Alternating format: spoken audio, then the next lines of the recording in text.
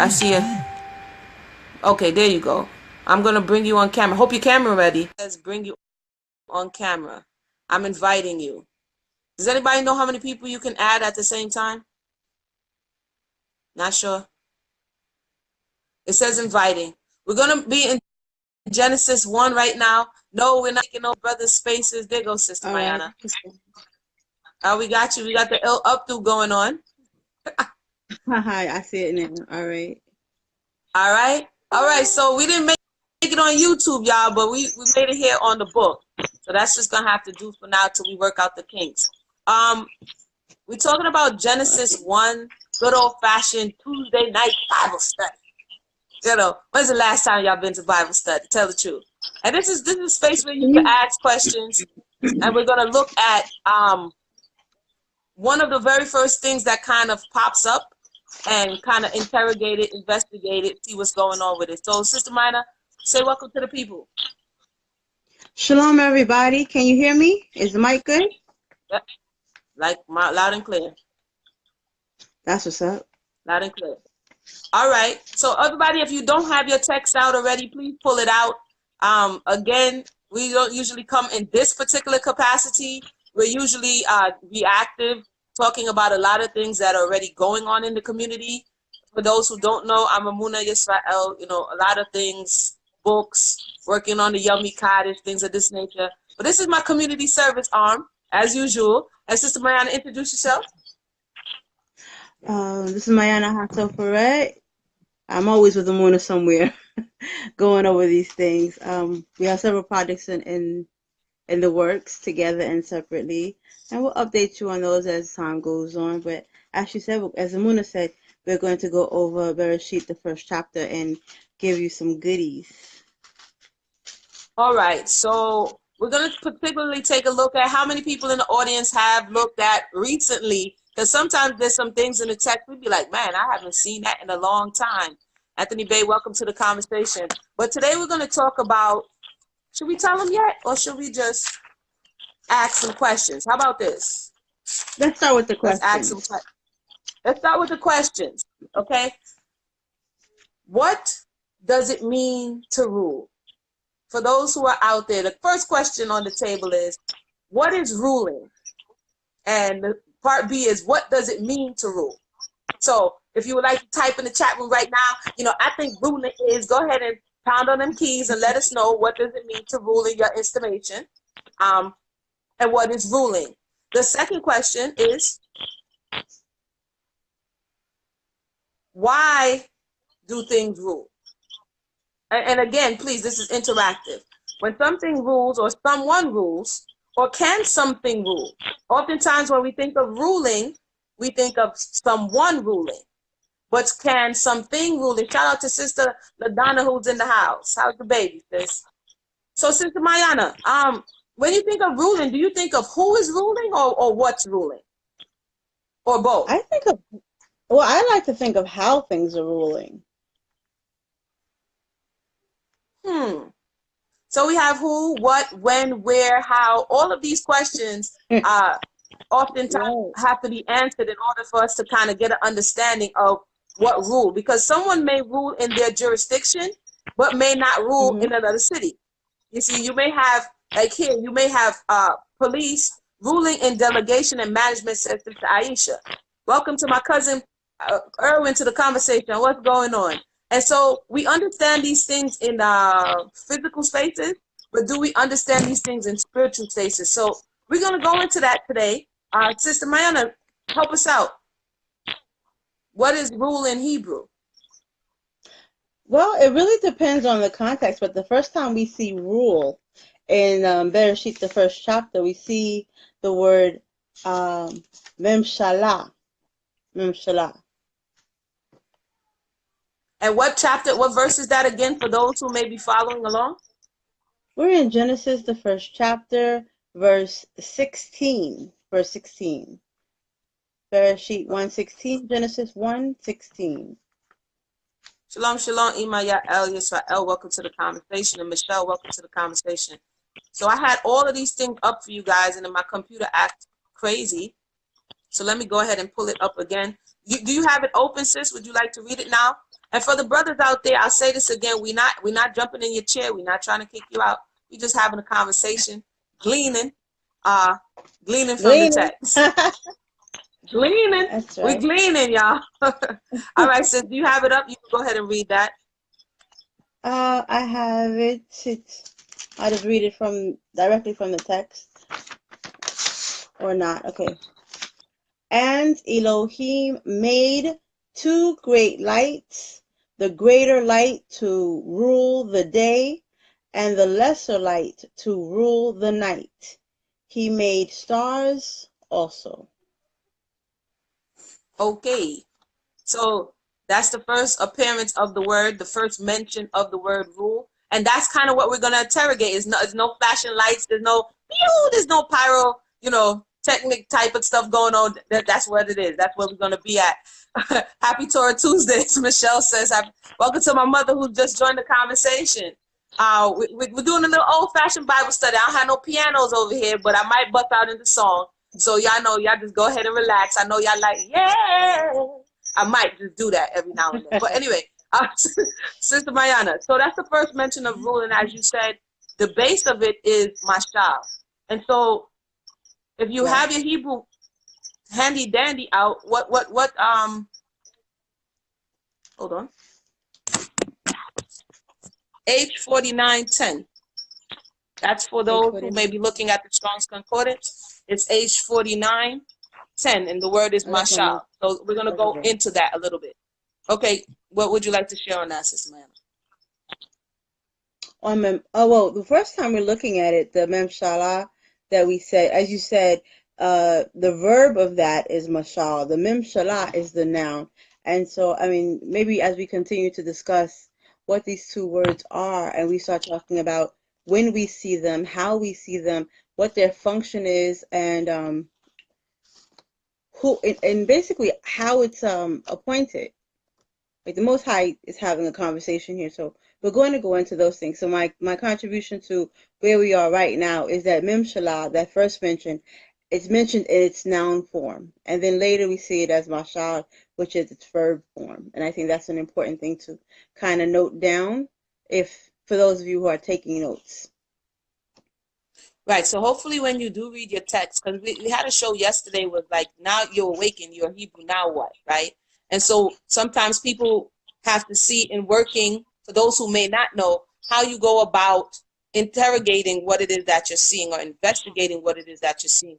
And one of the ways is looking at the first mention of the word and the context in which that word was mentioned. So here in Genesis 1:16, the first mention of the word has to do with what? And what is the what, Sister Mayanah? Share with us. Or for those who are in the audience, what is the what?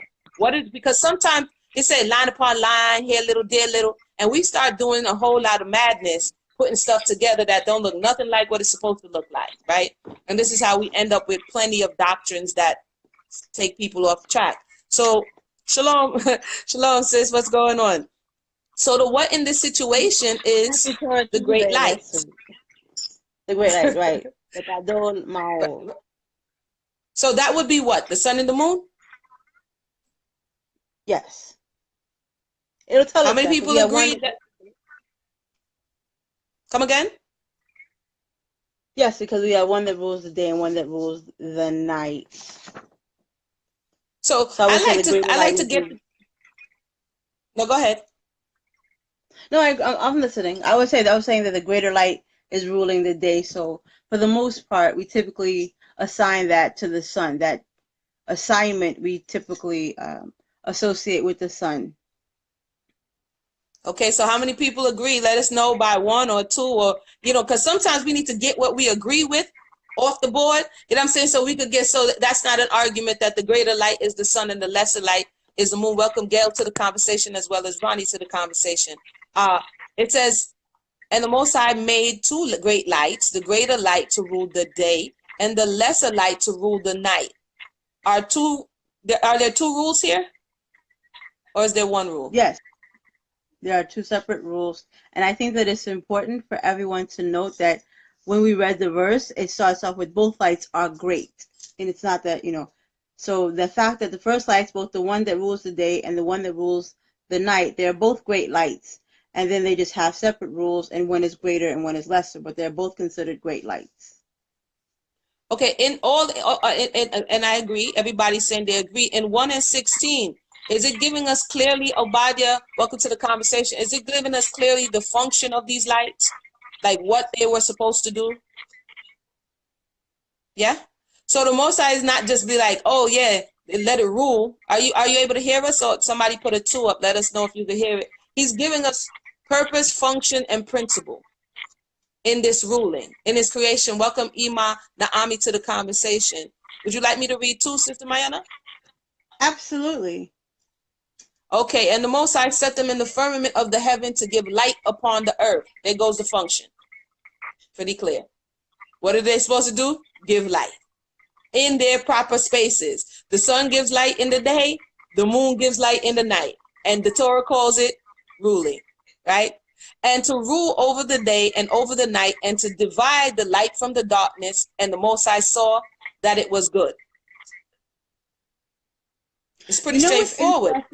Go ahead. You know what's interesting here is that, again, with this word over, which will become problematic later on, but even in this word over in 18, the word is that it will rule, and again, now we switch to the verb form of Mashal, and it will rule. It will be the ruler of, and not the ruler over. And I don't know to what degree that's going to affect this particular study, but I do know that this ruling over word becomes a thing. I think here it's because it's the verb form, it becomes the ruler of the day and the ruler of the night, rather than this idea of ruling over something. Okay, so for those who sometimes may be looking at one version or next, if you specifically go into Hebrew, there's a number of resources that you can use. For those who use eastward, it doesn't necessarily conjugate the verse in the way in which you see. For those who read Hebrew, you may be able to get a little better understanding. For those who may be beginners in Hebrew, you have scriptures sites such as scriptureforall.org. These are resources online and offline. You have things like Bible Hub that goes into different spaces. You have different lexicons. So it really depends on how deep you want to go. But some of these things, as Sister Mayanah just pointed out, are something to consider as we go along. As it relates to the things that we can clearly establish so far, can we have a little recap for those who just joined us, what we were able to establish from Genesis 16 through 19?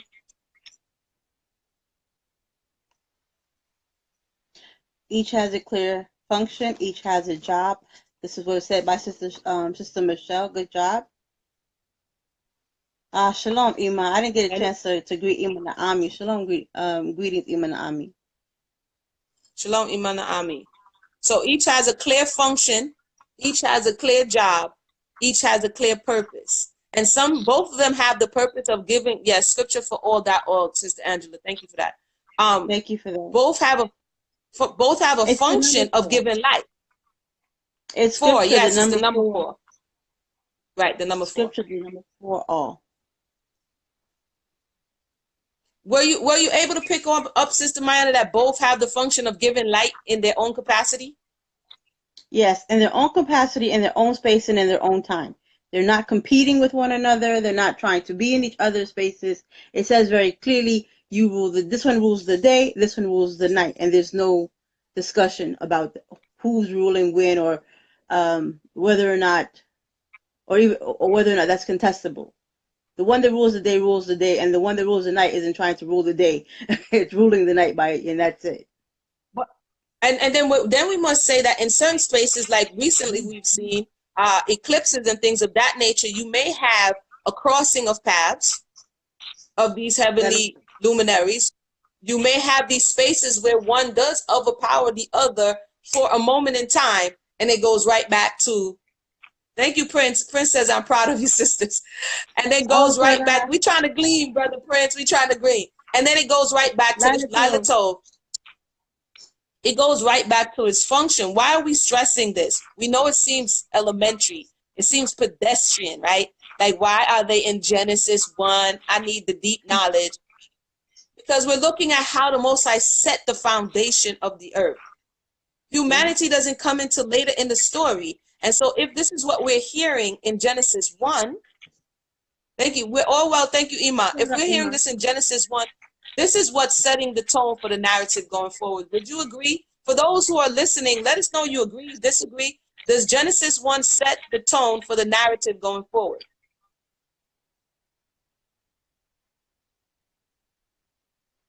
Feel free to share anything you have to share, Sister Mayanah. This is all we're going into today. We're not going into like 50 million words today. We're just into Mashal. And then in the next space, we're going to go into the word study for Radah. And so that Radah. Mashal is Mem, Shin, Lamed. Mashal. Sister Mayanah. Yes, it is. It's also in its verb form. In its verb form, it is the Mem, the Shin, and the Lamed. In its noun form, it's the Mem, the Shin, and the Hey. When we have it in its noun form, it has the Mem, the Shin, the Lamed, and the Hey. Okay. So there's Memshalah. So we want them to remember that if they are interested in doing further study and to look at what the paleo, what the glyphs mean, what the Mem means, what the Shin implies, what the Lamed adds, what the Hey adds to the function of the word. I think what we're talking about here in terms of function is important. And the fact that the very first time we see the Most High discussing rule, period. And the fact is that we don't see the Most High making any commands. This is a statement. This is a statement of fact that when the sun was placed, or when the greater light, whatever you think that greater light is, when the greater light was placed in the heavens, its job was to rule the day.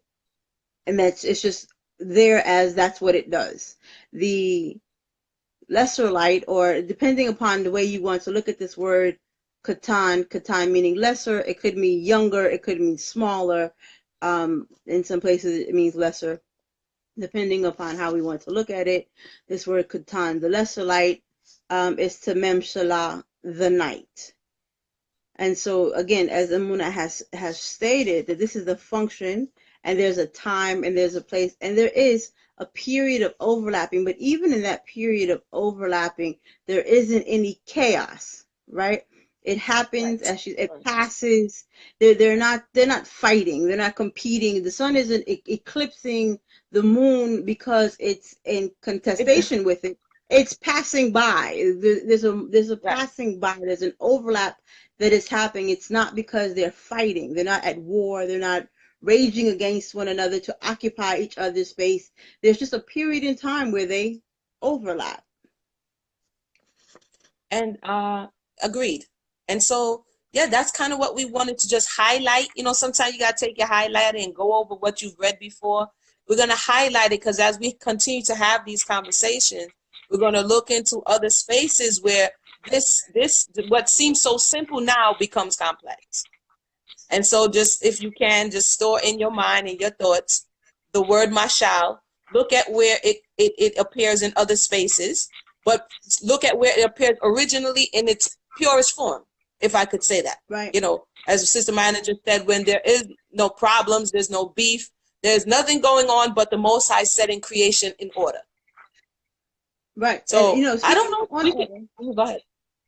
Well, because we are talking about order, and I know that we began at the 16th verse, but if we go to the 14th verse, we see the badal, the divide, that the Elohim said, let there be lights in the firmament of the heavens to badal, to divide the day from the night, and let it be for signs and for seasons and for days and for years. And so what we see here is precisely what Emunah is saying. It's an order. The Most High said, I'm making this happen. I'm dividing, I'm creating this distinction between the day and the night, specifically because it's going to serve these functions. And we need them to not be in contestation. Imagine if the sun wanted to compete for what the moon's job was. How then, what kind of chaos would it be for us to discern these important signs, to discern these seasons, these days, these years, if the sun decided to do its own will and extract and say that, you know,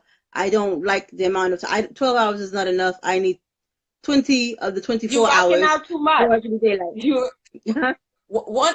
No, the sun is over there like, yo, you rocking out too much. It's my time to shine. You know what I mean? What's all this? What I must say, moonlight? yeah, 'cause you know what I'm saying, you ain't even bright enough. But you, what is also observable for us is like in the time that we are now, and the way in which the Creator has balanced the earth is that at some point the sun does shine longer. That's called the summertime. And now that we're in winter, the moon extends its shine and comes out way early. And then you see what I'm saying? And so that you have this push and pull. And if you're in what's that? That's not Australia. If you're in Antarctica, yeah, Alaska. That's just a whole nother story. Alaska, not Antarctica, Alaska. No, it's Alaska. You're right. Where the sun, there's some periods where the sun don't go down. Like it's all 9 o'clock at night. If I'm not mistaken, and there's summertime where there's an extended period of light, and then there's another time when there's an extended period of darkness. He says, Y'srael Marcus says it's like they're chasing one another, or they're flowing. And so we wanted to bring this out. Everybody's saying no argument here. We agree with you. If we look at it for what it is, we're not reading into it. We're not like tinkering with it. We're not like coming to our secret closet. No, it's just blam. We can all sit down and look at it. Mashal says balance. Your phone is love that word balance. And so if you haven't read Genesis 1 in a very long time, go ahead and read it over. I know we started at the space to speak about Radah, but I'm not Radah. See, I'm ahead of myself. We speak about Mashal, and the reason is we're going to look at, I'm like, ew. The reason is that we're going to look at the other side of this ruling, which takes on a different form. You see, right. But this ruling is balance. This ruling is, like Sister Mayanah is saying, there's no force, there's no aggression, there's nothing, there's just flow. We have Susan who says there's order and purpose. We have Sister Susan who's joined us with order and purpose. Correct. Oh, correct. Said, go ahead. I wanted to give a shout out to Malaka who gave me this hair wrap.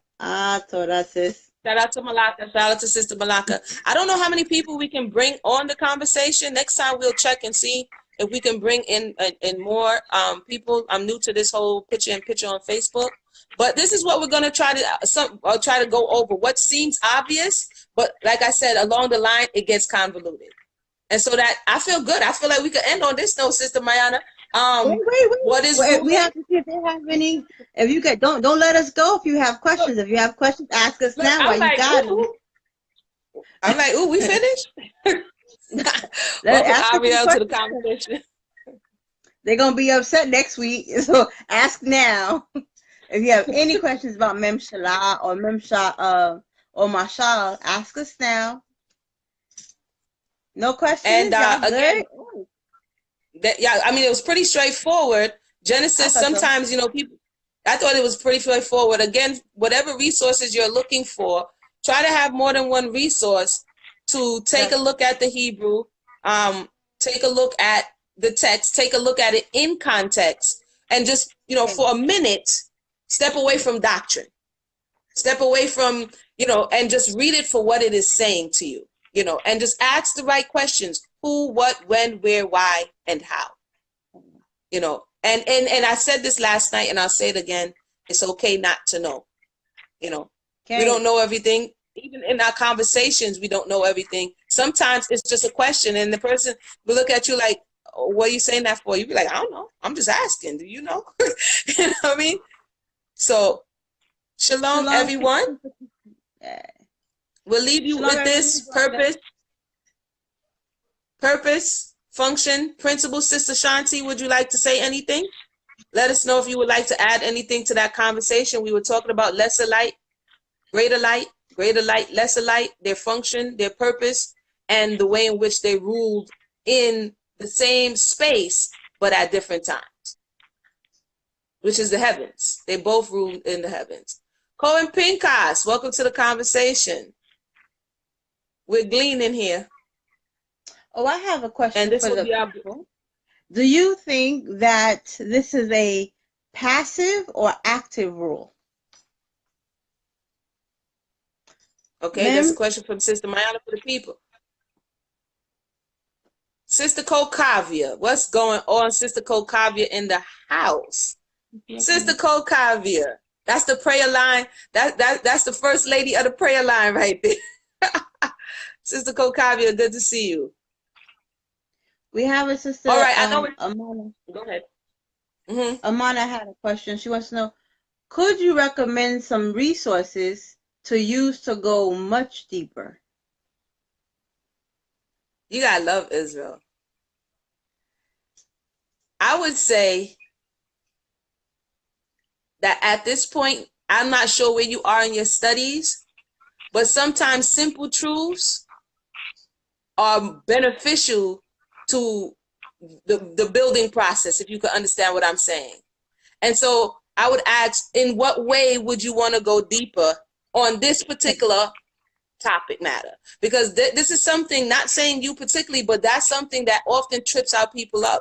Sometimes it's too simple for us, and we want to go into other spaces to dig out stuff when it clearly says it's simple.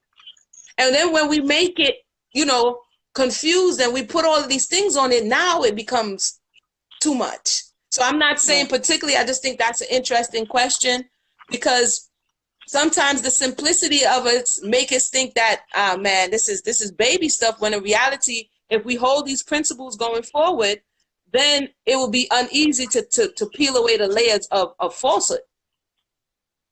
What are your thoughts, Sister Mayanah? Thank you, Amana, for the question. And that would just be my thoughts, that depending on where you are in your growth and development, sometimes simplicity is the best way to go. Sister Mayanah, your thoughts?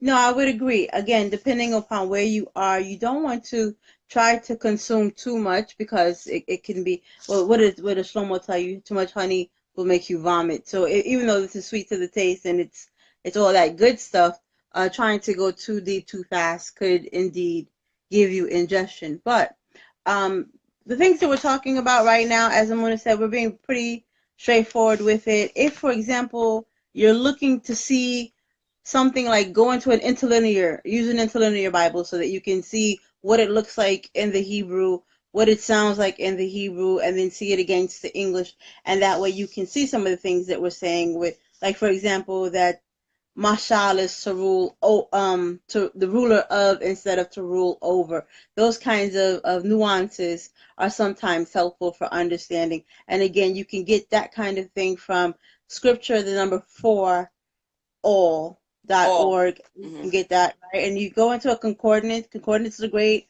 If you want to go and look at the paleo to find out what the mem, the sheen, the lamed, and the hey are, I would save that.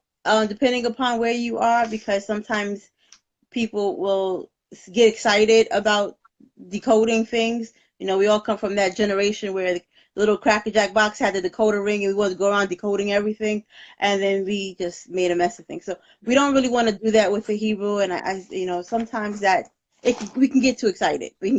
So if you're not there yet, you don't need to do that, but it's available. You can look up what all of the paleo means but there's a lot of study behind it, so it's not as easy as just putting a decoder ring over. You really would have to study the application of all of those things. I'm not saying that you cannot do it. Maybe you have all the time in the world to do it, and you're already kind of versed at doing it. Then sure, that's a good way of also studying and parsing through some of these lessons. Well. Tell us, right? The Most High can help us digest this information. Oh, you say for us that I did that? Look, one of the things is Shlomo asks for wisdom, Hakma, right? If you take principle, purpose, and function, and you take the principle of what you just read, it says the revealed things are onto man, and the secret things are onto the Most High, correct? Can we get that script? So the revealed things are when you see the principle of two things, two opposites, or so-called opposites, two lights operating in the same space at different times. One of the first things that comes to my mind that we're going to speak about at the next time is the masculine and feminine energy. The male and female operating in different capacities, but working together for one purpose. And so if we see this relationship ongoing since time memorial with the sun and the moon, and then we look at the issues that exist with the masculine and feminine principle, we must ask, what's wrong?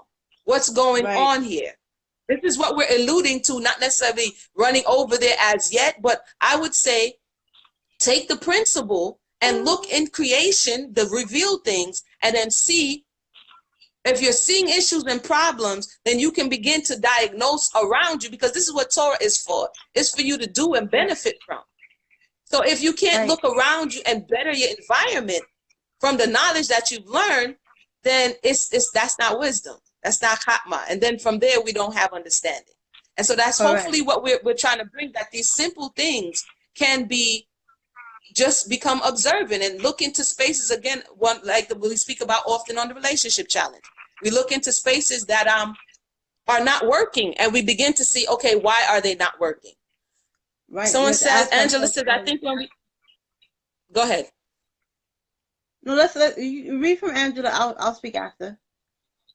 I think when we come into the walk, we feel like we have to catch up and make up for lost time. And sometimes we skip past or gloss over the basic. I would say a lot of times, Sister Angela, like a lot. And she says, yes, that is what I was thinking, learning from creation. Those are the revealed things. I'm not saying going to pray to the rock. I ain't telling you to go pray to no rock now. Like, I ain't telling you to do all that. I'm just saying observe creation, and you will begin to see. Ima says the sun doesn't go anywhere in the winter. It is because the earth tilts that we get less light and warmth during the winter. This is always why seasons are pretty constant at the equator. Sister Mayanah.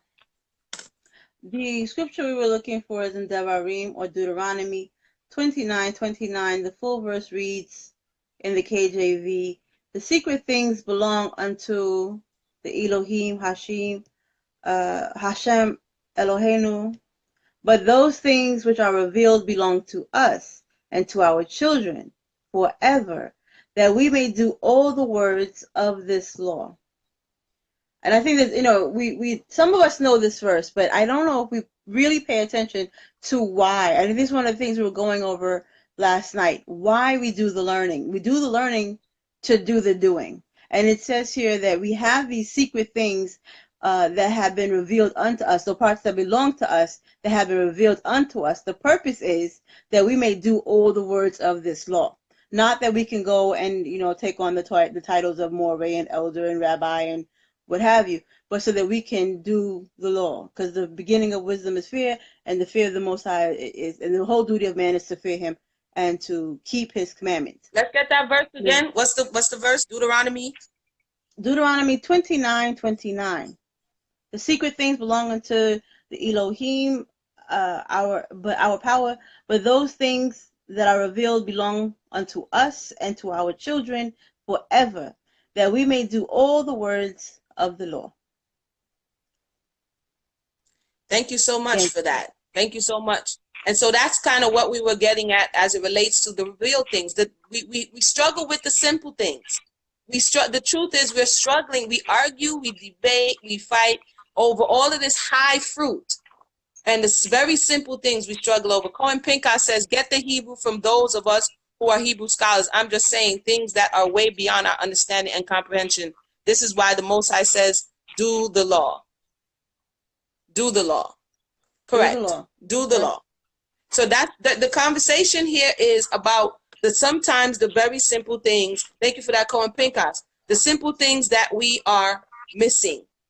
Sometimes we know the book backwards and forwards. Some of us, we know chapter and verse, and then we skip over the very simple things like the rule that's happening in Genesis 16 through 19. And then when we get into other spaces of where the masculine and feminine principle have a job to do together, it's falling apart because there's something going on there. So the reason why we highlighted this portion is so that when we get to male and female created he, them, we could begin to understand or at least diagnose why we're having issues within our families. And just to say, if we don't have strong family units, then we don't have a strong nation. Hallelujah. And so that's what really these studies are about, is to highlight, again, some of the places that are being overlooked either intentionally or unintentionally. But I would say that our foreparents knew who they were. Our foreparents knew the Hebrew. Our foreparents was able to go to the temple. They was at the tent of meeting. They were in the presence of the Most High. They was looking Moshe in the face. They was there when Gideon did his thing. They, you know, my point is they were there. So some of the things that we are stressing, the text clearly tells us that is not of utmost importance, that you would hear the law and do it. And to do it. That's where we fall short. Mm-hmm. We fall short. We continue to fall short at the very same place that we say, okay, if I put whistles and bells on this over here, then that's not, then don't look at what I'm doing over here. And where are we? We haven't moved because the stress is okay. I'm not gonna go. I'm gonna go up my soapbox, y'all. The purpose of this, hopefully. Go ahead.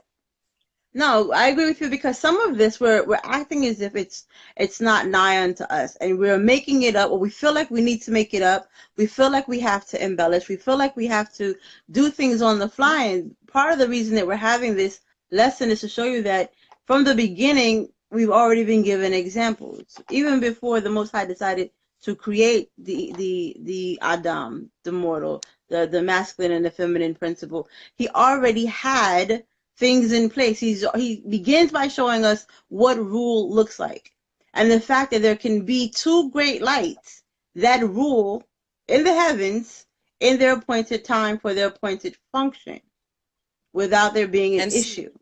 No, right? So that the greater light understands its function and can respect the rulership and the function of the other, and doesn't feel diminished. The sun doesn't feel diminished when it's no longer its turn to shine. The moon no longer doesn't feel diminished that it waits its turn to shine, and that it shines in their own appointed spaces. So what we see from the very beginning is that the Most High puts a distinction, and it's tov. It's good. This distinction is a good thing.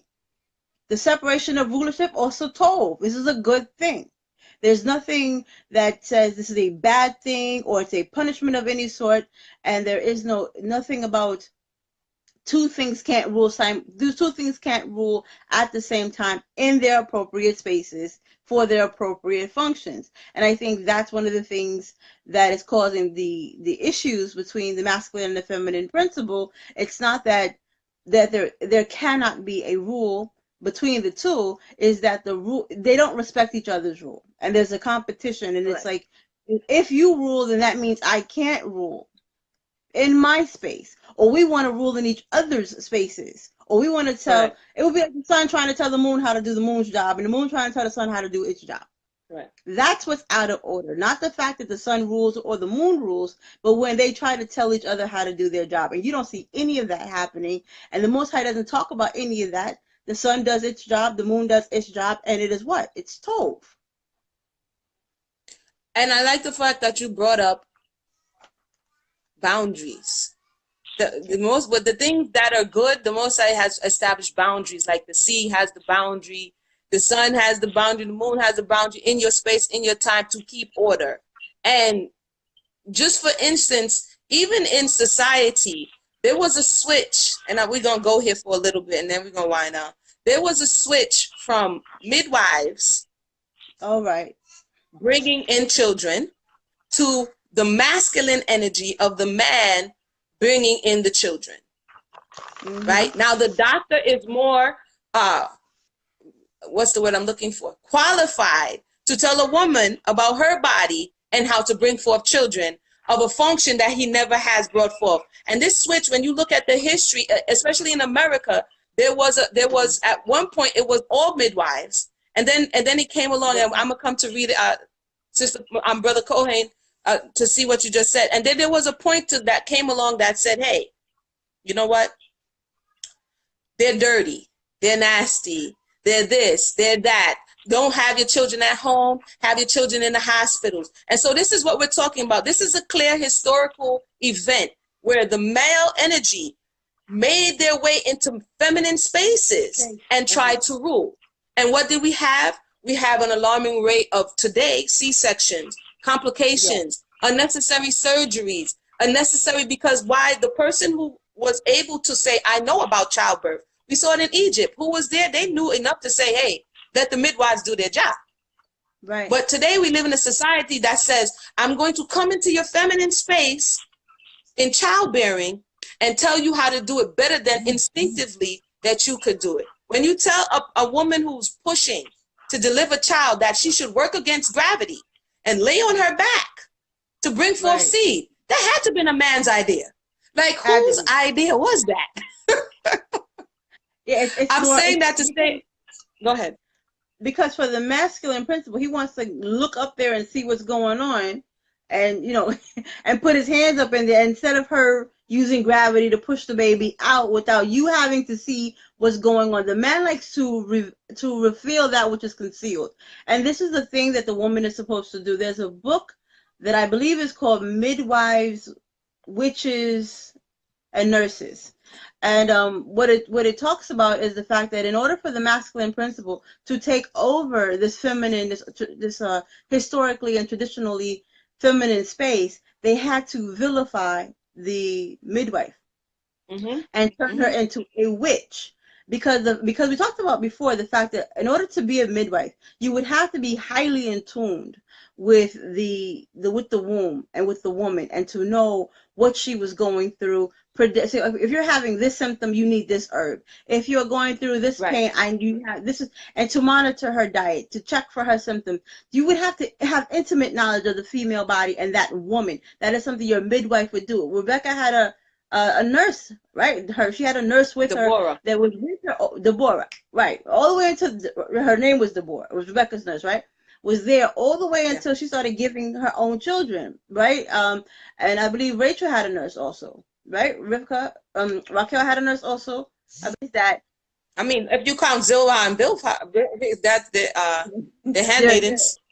They're handmaidens, but the thing about it is that there were women there whose job it was to know that woman, and so she was there for her.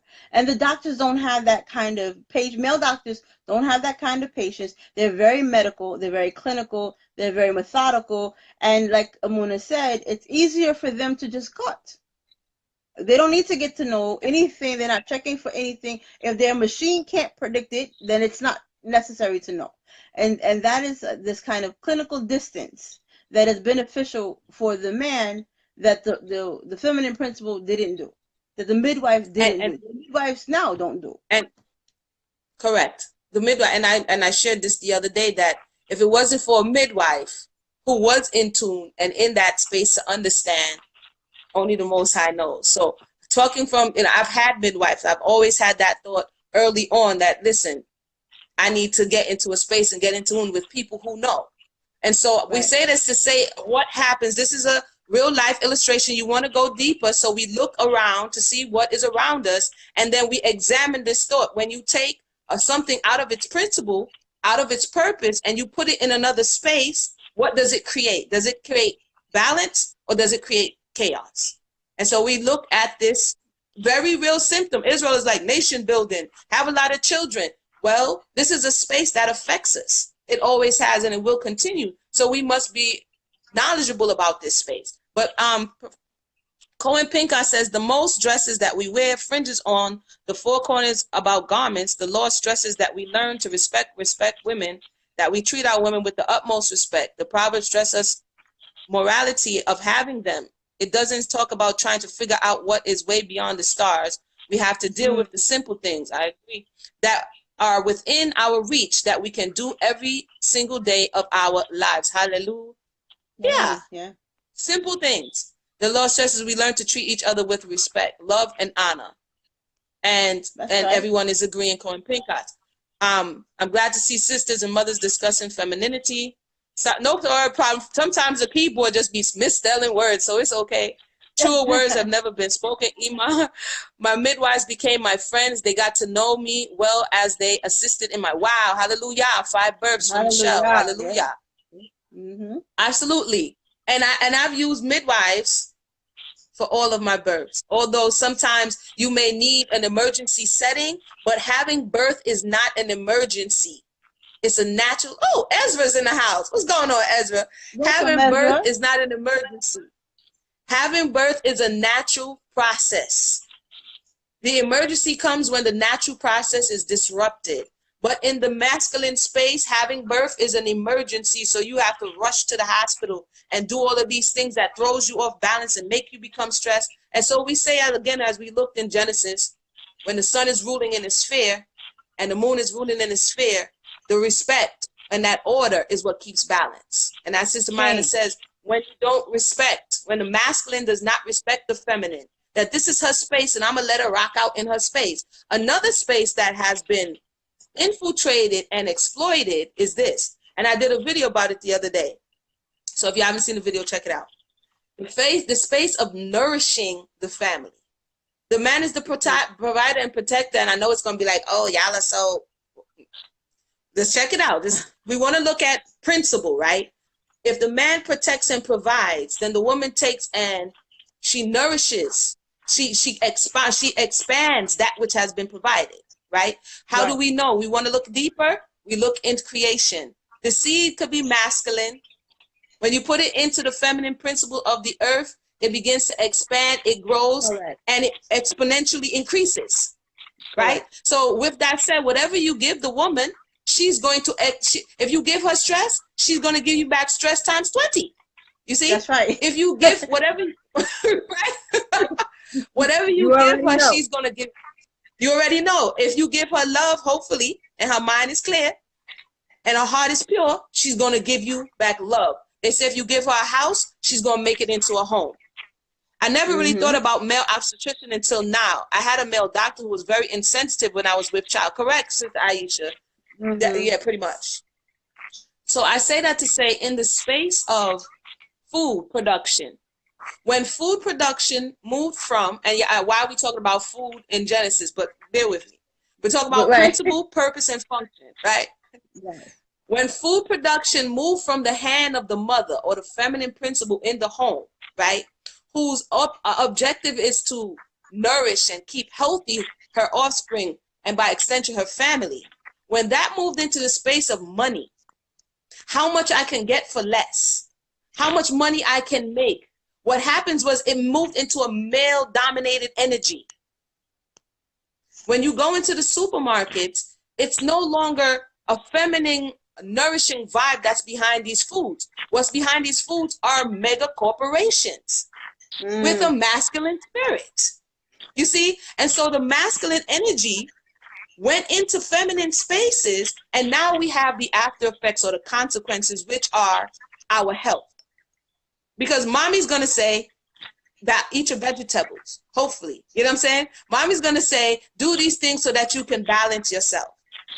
The masculine energy came in. It was like more, more, more. Gimme, gimme, gimme. Gotta get it. Multiply, multiply. Give me that money.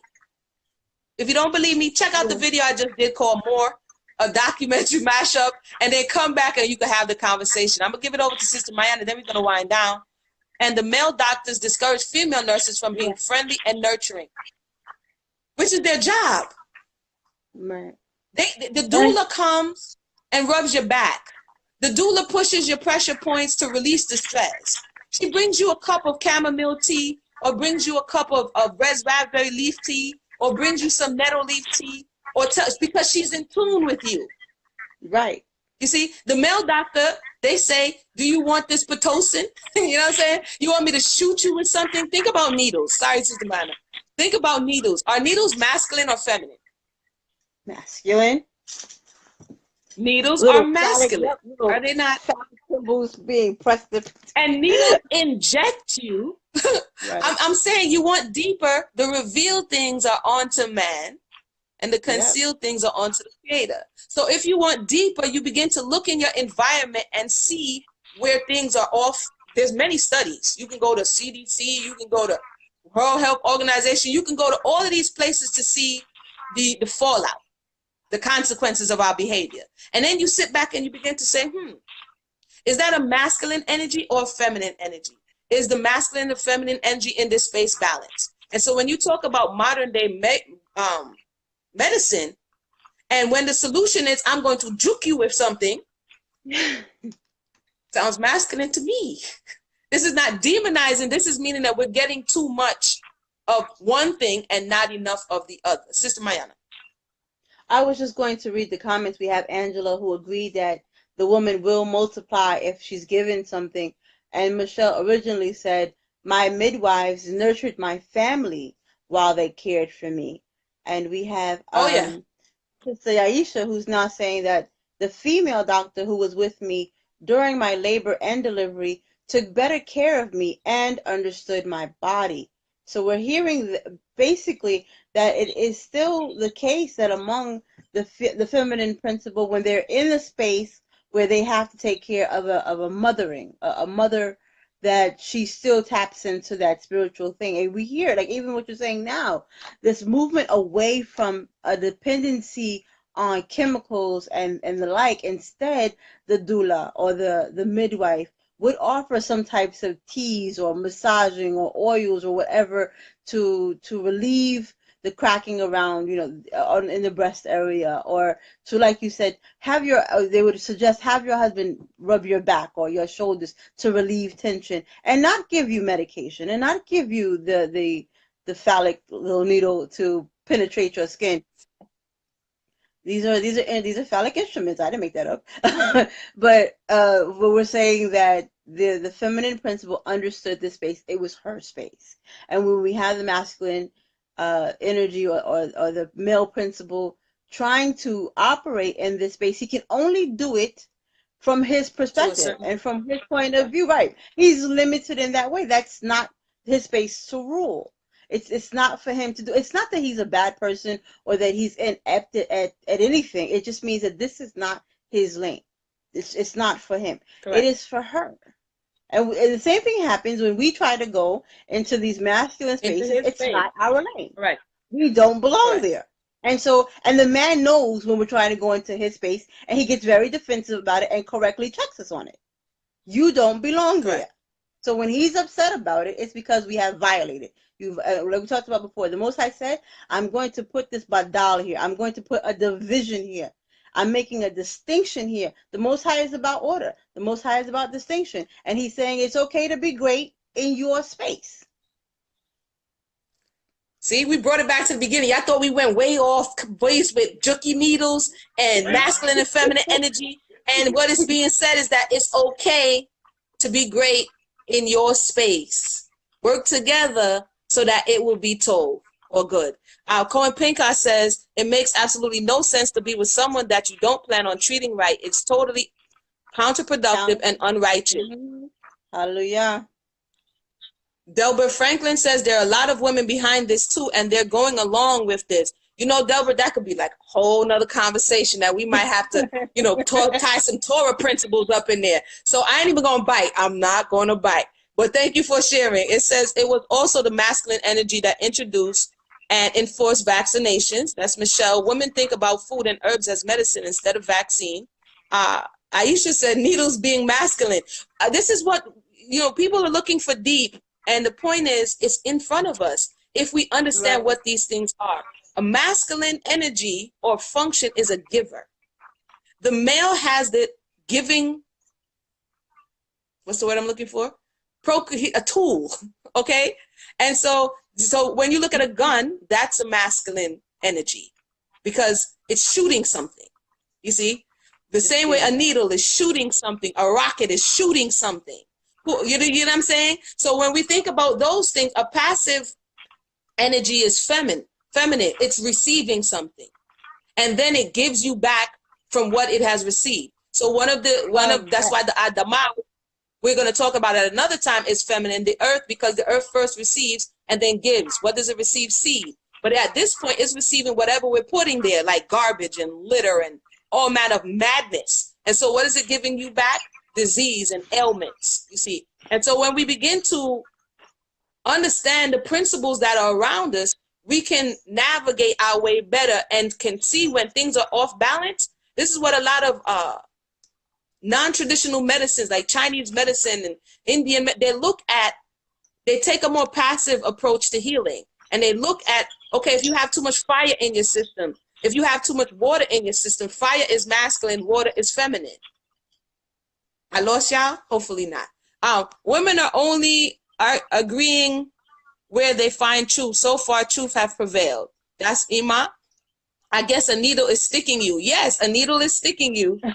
I'll leave it there because we might have children. Okay. Sewing and Michelle reading. says, my midwives even came to my home while my husband was at work and cleaned my house. Hallelujah. I do remember Yeah. my midwife actually made soup. You know what I'm saying? They know that you're not going to be walking around. And so they think, how can I help you? You know, here's some soup so that you can eat for the rest of the day. You know, you had friends who come over and say, I know you can't move around. These are the things we have to get back to. Identifying with another sister. You don't have to be a sister wife in her house to care. You be like, yo, this sister just went through such and such. Let me go check her. You all right? You see what I'm saying? I know you're healing. Are you okay? This is loving your neighbor as yourself. Has nothing to do with loving the dude too. Right. I'm just saying. Delbert said, I love you and what you're doing. You are right. But the feminine principle is neither male nor female, but it is creation force. And Sister Mariba has a beautiful tape on that. Okay. The feminine principle is neither male nor female. When I say feminine principle, it's not male or female, meaning gender. We're talking about the principle and its function. So gender is something different that manifests in creation, such as animals, creepy and crawlies, and people, right? And these things can be male or female. But the male or female has the feminine or masculine principle. For instance, every organ on your body has a function. And you can tell based on whether you're receiving the information or you're putting out the information, right? So your eyes are passive because your eyes pull in information, right? Your eyes pull in information. Same it is that your ears pull in information, right? And so some would say, as a function, what does it do? It functions in a feminine space because it is receptive. It receives, right? So when they say when you're actively listening, you're not talking, because talking is a masculine space, but everybody has the capacity to speak because your mouth receives food and it also gives word. So your mouth has two functions. I may be going too deep. The sister said she wanted deep. Sister Mayanah, I will give it back to you because they got me floating right now. Well, Shanti says, that's right. Stay in your lane. Stay in our lane. All right, I'm staying in my lane. No, she said that before you said that. Marie, shalom. She says shalom, Makoti. Shalom, sis. Thank you for joining us. Michelle says again, male doctors cannot understand the care given because it is not his rulership. It's not his space. It's not his sphere. Not his space. He has to do all manner of things to understand. Like you said, they talk about how the modern day OBGYN practice came into being. They have to expose the hidden places, the secret places. They're putting your legs in unnatural positions so that they can dig into the secret, the depths of your womb to try to understand. It's like, whoa, what are you doing? You know, what are you doing? What are you doing? The Creator made male and female in His image. Michelle says, great in your space, love it. Delbert, yes. Shanti says, so the spirit has masculine, feminine elements, principles, or attributes. See, y'all going deep again. See, we was trying to stick with the sun and the moon and the stars, and we're gonna stick a pin on that one, Shanti. BA says Isaiah 46, establishing the end. Shout out to BA of the goal from the beginning. Correct. Shanti gives another perfect example that I share in the book Solonomics. You need two principles to create anything, not just children. Anything that you're trying to create here. And if I'm wrong, let me know. Like, Emunah, you bugging out, you wrong. But Shanti just brought up the plug and the socket. The socket would be what, Sister Mayanah? Receiving. It's receptive. It's feminine. It's feminine. And the plug would be? Masculine. And when you put these two together, you get? Electricity. Power. You see, you get power. You see? And so when you said male and female created he, them, when you put these two things together, a negative and a positive, masculine being negative, positive, not meaning better than, just in its function, it's a giver, and the feminine being receptive, which is a receiver, right? together they create. Now, I want to say this. We're not all, I might be going too deep. Stick a pin. I want to read the verse that the brother gave go ahead, us. sis. I went and pulled it up because I wanted the people to hear it. I have to keep putting the charger into my phone because I really had originally set up the computer and my phone is just like, it wants desperately to lose power. So I'm putting the plug into its socket. We're going to wind down. We're going to wind down. We're going to wind down. I hope y'all enjoying Torah Tuesdays.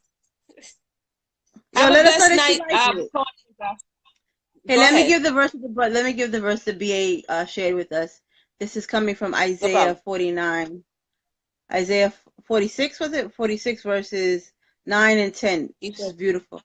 Remember the former things of old, for I am your Elohim. And remember there is none else. I am Elohim. There is none like me, declaring the end from the beginning, and from ancient times the things that are not yet done, saying, my counsel shall stand, and I will do all my pleasure. Hallelujah. So why are we starting? Remember, we began with, why are you starting off in Genesis? The Most High said he told us from the beginning what's going to happen in the end. That's why we're going to Bereshit. And correct. And thank you for that, Brother BA. And as well, it's easy to diagnose what we're experiencing if we understand what elements should be there and what should not, and when it's too much and when it's too little, and and that's how we go off balance. That's how we go off balance. Delbert says, "Well put on the weeping." Huh? You see, now Sis Susan has me laughing. She said we need to revive the handmaidens. I got one too, Sis Susan. She my imaginary handmaid. Her name is Maria. I got imaginary handmaid. Cohen Pincus says, "Have a blessed night." Blessed night, Cohen Pincus. I'm about to wind down here. So, no, Aisha's gonna be thinking about the needle for a while now. Like, yeah, that is kind of masculine. I mean, it's something that you can see. You don't have to take our word for it. About the organ, says Shanti says, absolutely. In ancient Africa, Delbert says, we paid our doctors when they kept as well. We didn't pay him if we were sick. They ran them out of the town, of the villages. That should tell you something. Look at the day they keep us sick. Yeah, that's what's happening today. Mm-hmm. That's what was happening to say. Someone said revive handmaids. We can revive handmaids, but we need to. Thank you. That's the thing. You got to pay your handmaiden. It's a job. Sister Emunah, this show. Yeah, you can't. Yeah, if you don't pay your handmaiden, that's called slavery. Okay, low tov. This goes to show that we sometimes still don't understand the spirit like we think we do. I would have to agree with that. Shout out to Sean T. The deep was informative. Of course, they need to pay, which comes in any form. Hopefully, you're not paying the handmaiden with your husband. Okay, how about that? Some people are trying to. Okay, I'm gonna let that rock because that's another. This is a great conversation. Back to the basics is key. Ezra considered as hate mail. Ezra, what's going on, Ezra? Ezra, you see? That's when what do we have these powerful female conversations? I like to tune in. Stay tuned to the message boards, Mashal. We'll definitely keep you up to date. Loving this exactly because ancient women squatted during childbirth, not with your legs up in stirrups. Correct. Wish it was every day. If the babies will. Delbert says, Boulevard Europeans, well natures, we have picked them up through slavery, but the ancient teachings, there was no separation between the male and the female. Where we at?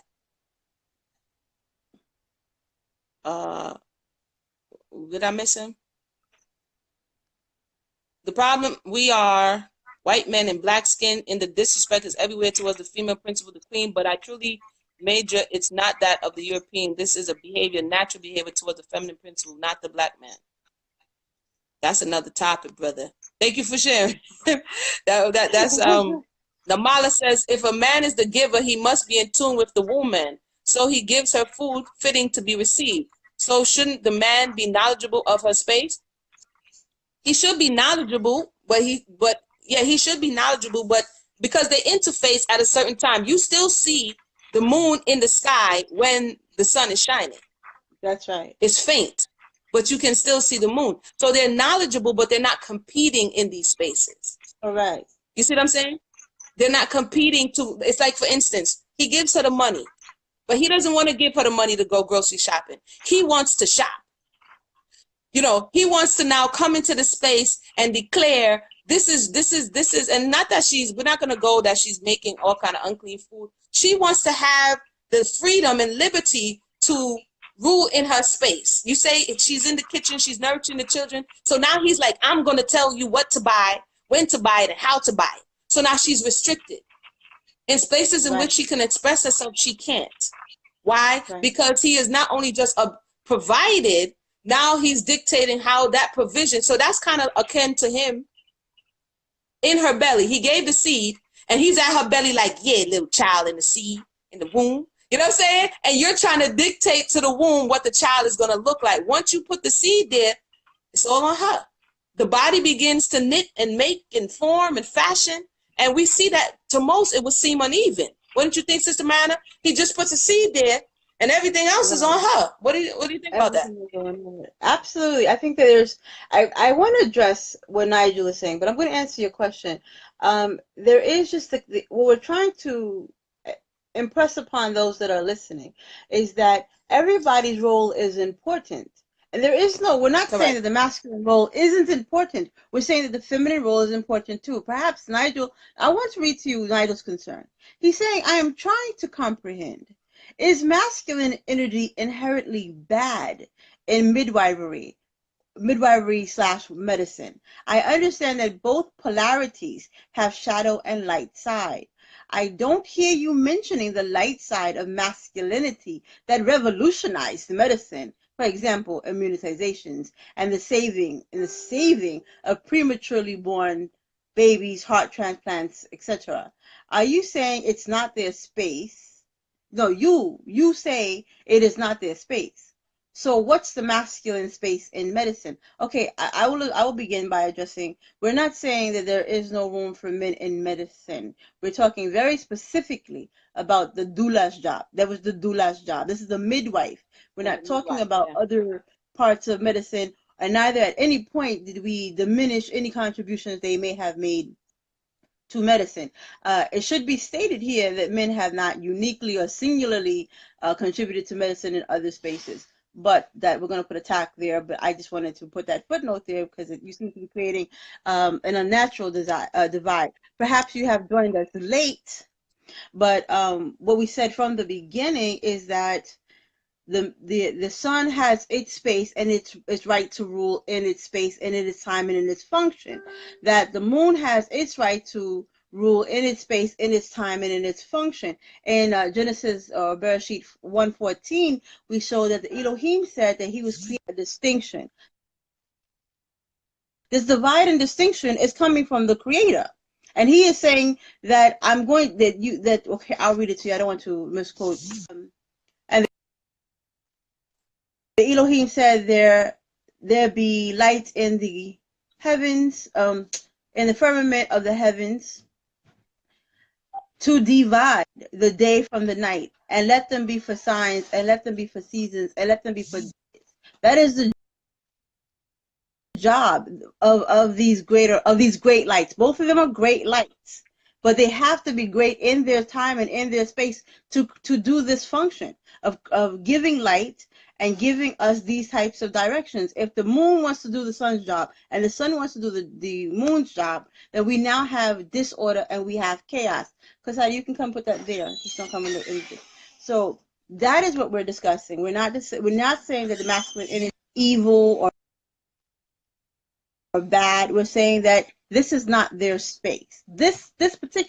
It's okay to let us have a space, and we will let you have your space. Is what we've been saying.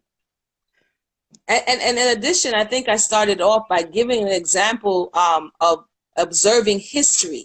So it was historical here that what you're saying of what you're imagining we're doing is exactly what the masculine energy did, which was demonize the feminine energy in her own space and deemed her incapable of doing her job.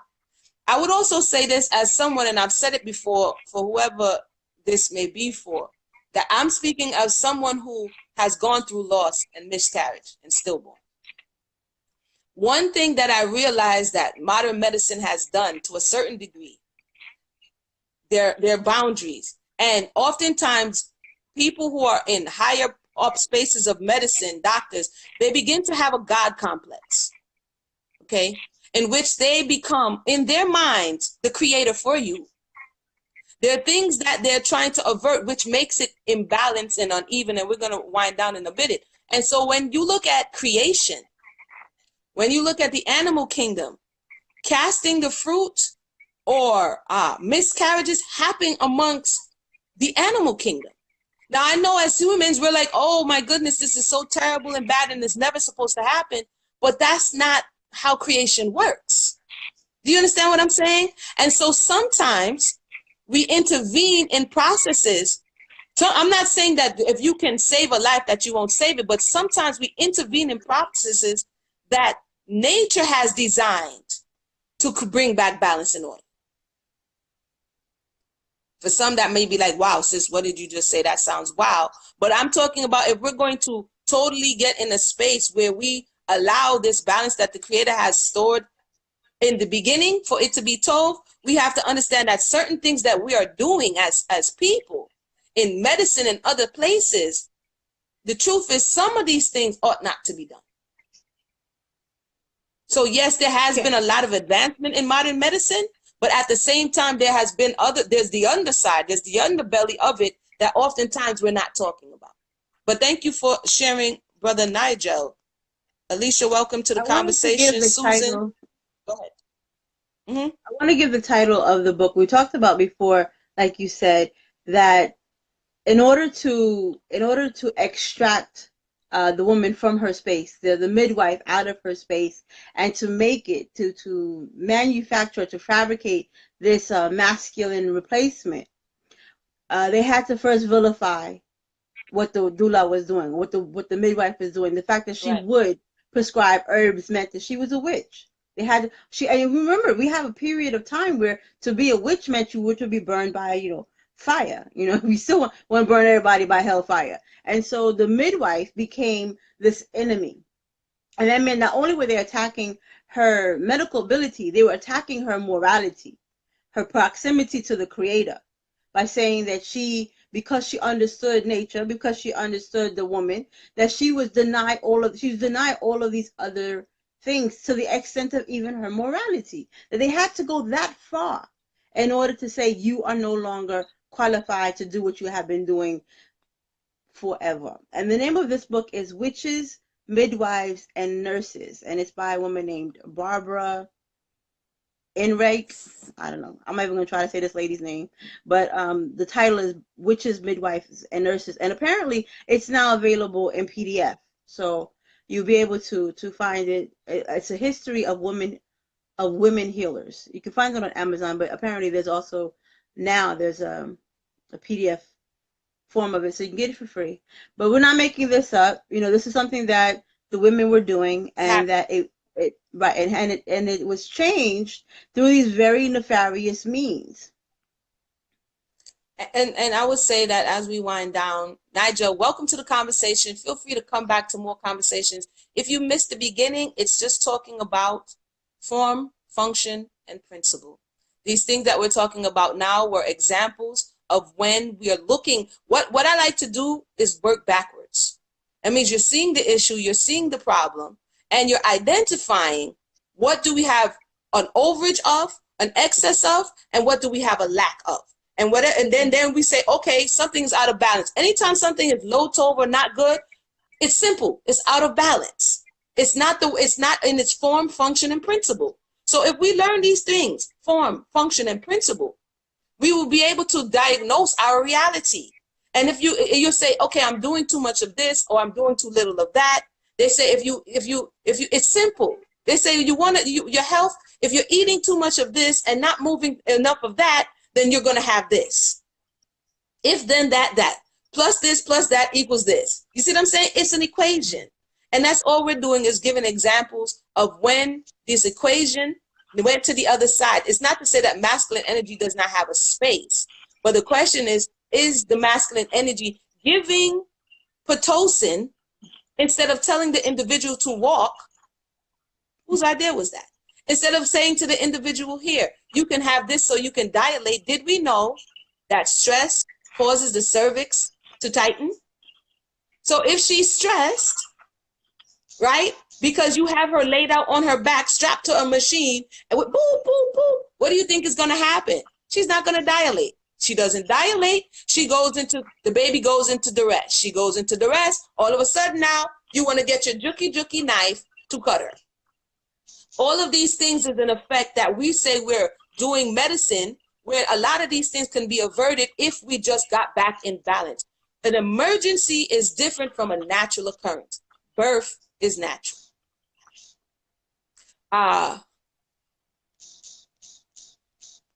Brother, can we get you to agree that there are spaces that belong uniquely to the woman and there are spaces that belong uniquely to the man? And when the man comes into the feminine space, there is imbalance. And if the woman tries to go into the masculine space, there is imbalance. And then order is disrupted. Can we agree there?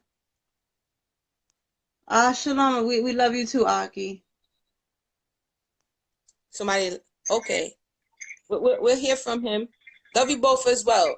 I would say I'm not going out on the construction site. I'm good. You got that. You know what I'm saying? I'm not putting up my hard hat and climbing up no ladder talking about, oh yeah, you missed a brick. I am totally confident that you got that. You know what I'm saying? Let me know when you're done. You know what I mean? So we can come in and you see? But the problem becomes when, as we're saying, the sun wants to shine even when it's not its time. You know what I mean? It wants to be into everything. And so what it did was, it told the woman not to listen to her body. It told the woman not to be in tune. So now when you have a problem, you're not even in tune. You're going to someone else to tell you what's wrong with you. You're supposed to go to them and tell them, hey, look, this is what's going on with me. Right. And a lot of us are so out of touch with ourselves, we don't know. We don't know. That's a problem because we no longer, we have cut that cord. For instance, I'll give you another one whose idea was to cut the umbilical cord before the cord stopped pulsing. There's still oxygen and nutrients going. I'm all in the, see, you know what? All right, Sister Maya. You know, whose idea are those? You see what I'm saying? Whose idea is this? When you have all of this cord blood, all of this nutrients that the baby needs, and you're like, ooh, still pulsating, clip. Whose idea was it to slap the snot out the baby when it came out the womb? Like, whose idea was that? The feminine principle is not going to necessarily hold your baby upside down and slap it to make sure it screams. Right. Was that necessary for you to know if the baby was told? You know what I'm saying? Did you need to slap the snot out the baby? No, right? So we're not saying anyone is inherently bad, but because we're speaking about balance today, and because we're in feminine spaces, we're going to speak about where in our space, and you're welcome to speak about in your space, where things are off. And we're just speaking about in our space where the feminine principle is not able to do what it is that she is designed to do. Okay, no, Brother Nigel, we didn't make it seem as if anyone was intentionally or nefariously going against the feminine principle by doing these things. Again, I think that perhaps you came into the conversation somewhere in the middle, and perhaps if you had come in from the beginning, you would have gotten the progression of the conversation and would not have walked away with that impression. This is even why we're beginning in Bereshit 1, because we understand the value in being in the beginning. So again, I would encourage you, brother, to go back to the beginning of the video once this one has ended, so that you can see the spirit that we have actually come. And Emunah and I belong to not only Hebrew Women Speak under the palm Hebrew Women Speak, but also the Relationship Challenge, which has a platform that specifically encourages a mutual sitting down and to not talk at the brothers, but with the brothers. So I want you to know that I get that there is some kind, and sometimes there are some types of divisiveness between the women, but I guarantee you we're not those women. We're not those women, Aki. All right. See? And furthermore, Nigel, I would just say the word in itself, if we get back to the basic, like we were speaking about principle, function, and the form, right? The word, the question you ask is, are men to be abolished from midwifery? Operative word, wife, midwife. That is inherently feminine. The word in itself says this is a female space. He has a space there, but his space is not, his space is, in this particular case, is more supportive than it is to be the dominant voice in that conversation. Because no matter how much he tried, he would never understand what she's feeling, what she's going through. He can only observe. In that case, he's an observer. You see what I'm saying? But in the case where there's a feminine energy on the other side, she can connect to that experience. Show me in Torah where it says the priest must circumcise. Oh no, they're going on another topic. Yeah, stick a pin. The topic is feminine, masculine space. Yeah, stick a pin. So I would say, Sister Mayanah, that was interesting. The people seem to like it. Thank you guys for tuning in. This is we tried it out. Torah Tuesday, YouTube, maybe that was a blessing. It was hating on the kid and didn't want me to come in, you know what I mean? But it's all good. We made it happen. Anyway, you know what, Sister Mayanah, you gonna sing us a song? Absolutely not. I like my people. I love you. If I didn't love you, I would sing right now. Okay, lastly, Shanti says, just like us women would not know anything about pissing against a wall. Except if you have that strange little device that they have lately for little girls to piss. I mean, what was that? What was that? But yes, again, imagine us having a conversation, be like, yo, don't you hate it when you piss against the wall and then the wind? And we're like, how are you having this conversation? You know nothing about pissing against a wall. Right. And that's to let you know that the habit of peeing in elevators in the projects is not new. Because the Torah was talking about pissing against the wall a long time ago. Please don't piss against the wall. You know what I mean? Let that flush. But and don't blame it on Torah. Please give info about the two organizations about which the Sisters in Red spoke. Which sisters, sis? Let us know what sisters. Lesser light not functioning by shining upon the land ruling. The light in the darkness from it. But somebody didn't doing their job. Hold on. If you're relating to male and female, and I question why. Okay, thank you for sharing. Spell the sister's name. Which sister? Yeah, Marie says you were stuck in the YouTube channel. Sorry about that. It wouldn't go up for some reason. It wouldn't let me go live. We'll try again next time. But I'll sing y'all a song. Y'all want to hear a song? Y'all want to hear a song? I haven't sung in a while. Y'all want to hear a song? What song y'all want to hear? Yes, go ahead. I'm going to sing. They all say, yep, look at that. Sing a song? Yep. Let's do it. This song I used to like to sing back in the day. It was, they're like, we're going to take this one nice and slow. But now, this, oh, you said when I speak about cutting umbilical cords, she makes it seem like men did this intentionally to cause disbalance. But medicine is like everything, trial and error. Also, a doctor doesn't need to have what you have to be able to heal you. Just because you're a woman doesn't make you a man. No one said that, Nigel. You're welcome to come back and have another conversation because you're kind of inserting some of the things. And I understand that in perception, you might receive that. Go sit down. As something negative. But what is being said is that there are certain measures that are taking place that shows a disconnect from what is happening. You see what I'm saying? Children have been born for, I would just venture to say, millennia. You know what I'm saying? And so, yes, you've had high mortality rate in some societies. You've had low mortality rate in some societies. You've had practices in some societies. You have stuff like lotus birth coming back today, where people keep the placenta and wait for it to fall off naturally. What I'm saying is because money, that's the same thing in the food industry. And watch this documentary. I don't know if you guys remember Ricky Lake. She did a documentary called The Business of Being Born. What I'm talking about is in modern day, and it has a lot to do with an energy. And that energy is not necessarily about healing. that energy is about how much I can make, how much I can profit, how much I can exploit. And yes, that energy can also take on female genders, but that energy in and of itself is not necessarily a feminine energy, if you can understand. It's a dominant energy.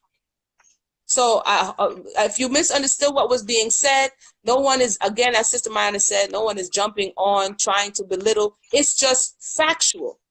And you can challenge us on it if you want to go back and bring back the information and said, who brought in this, who brought in that? We're open to that because, you know, we like to read. So it's all good. It's all good. This is a real Bible study. Aisha got jokes. All right. Would it be correct to say women with too much masculine energy would try to push a man to be feminine? Correct. I would agree with that, Amana. That's what happens. That's why you have this quote, Ahab syndrome and Jezebel, which we spoke about. Check it out, Debate Talk for You, which is where if there's too much of one in one, whether they be female in gender or male in gender, if their energies are imbalanced, then you will have the male slipping into this passive role and then the female slipping into the masculine role. Sister Mayanah, your thoughts before I give the people a peace out song? Thank you. Go ahead and sing. All right, we want to thank everyone. We're going to upload this. We do want to say that this live, we will upload to our YouTube channel, the Under the Palm Hebrew Women Speaks YouTube channel. It will appear there. It will also appear on my personal channel and wherever else we can put it. We might even stick it into the Debate Talk for You Q&A layer because I do things like that to people. Go ahead.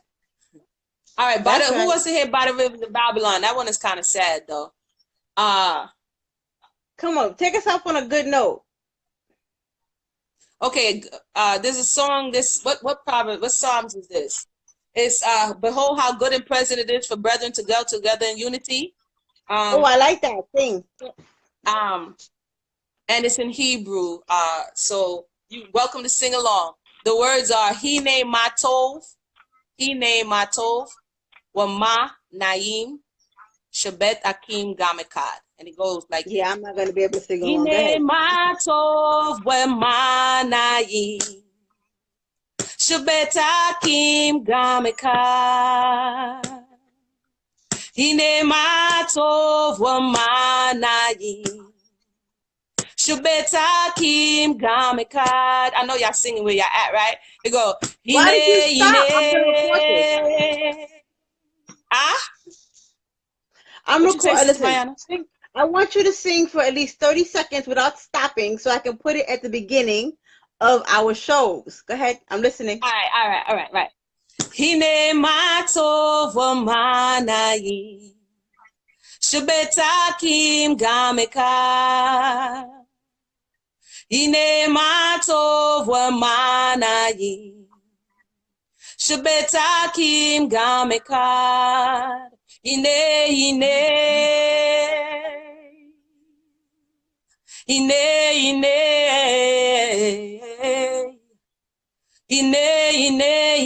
matov manai Shabet Akim Gam Echad.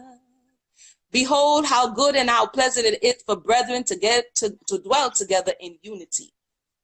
Hallelujah. So next time you read that psalm, just start singing.